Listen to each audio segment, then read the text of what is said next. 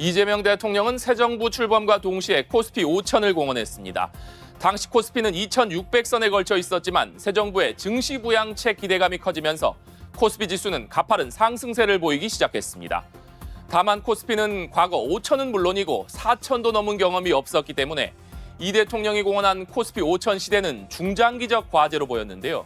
그런데 전 세계적 반도체 호황과 정부의 정책 드라이브가 맞물리면서 이 대통령 취임 5개월여 만에 4천을 넘어 5천 돌파도 현실에 가까워졌다는 얘기가 나옵니다. 실제 1980년 1월 4일이 기준인 코스피가 1000선을 돌파하기까지 걸린 시간은 약 9년 3개월, 1000선에서 다시 2000선을 넘기까지는 18년 4개월이 걸렸습니다. 2000에서 3000선을 돌파하기까지도 13년 5개월로 10년이 넘는 시간이 필요했습니다.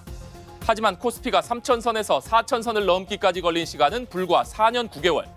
그중에서도 이재명 정부 출범 이후 3000선을 재돌파한 코스피가 4000선을 돌파하기까지 걸린 시간은 4개월여에 불과했습니다. 이런 추세가 이어진다면 내년 초에 5000선 돌파가 가능할 것이란 장밋빛 전망이 나오는 이유입니다. 코스피의 이 같은 상승세는 전 세계 주요국 중에서도 압도적입니다. 연초 대비 지난 10월 말 기준 주요국 증시 상승률을 보면 코스피는 68%를 넘어서 2위인 홍콩 항생지수의 2배 이상 높았습니다. 이어 일본과 독일, 영국, 미국 순이었습니다. 지난달 말 기준으로 투자자 예탁금은 85조 원도 넘었습니다. 투자자 예탁금은 고객이 증권사 계좌에 맡겨놓은 잔고의 총합을 의미하는데 통상 주가 상승 기대에 비례해서 늘어납니다.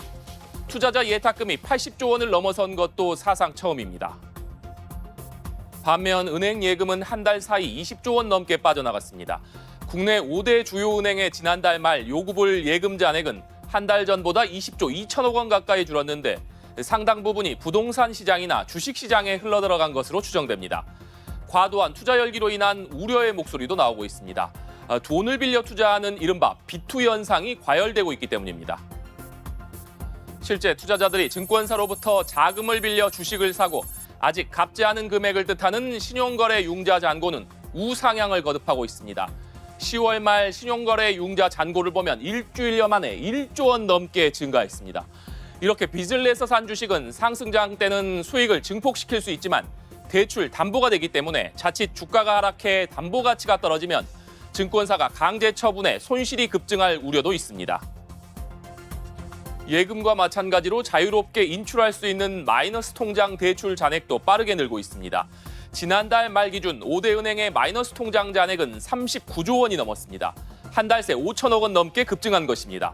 그러자 한국거래소와 금융투자협회는 과도한 비투의 자제를 당부했지만 빚으로 투자금을 늘려 고수익을 노리는 투기성 레버리지 투자 열기는 오히려 더 뜨거워진 상황입니다.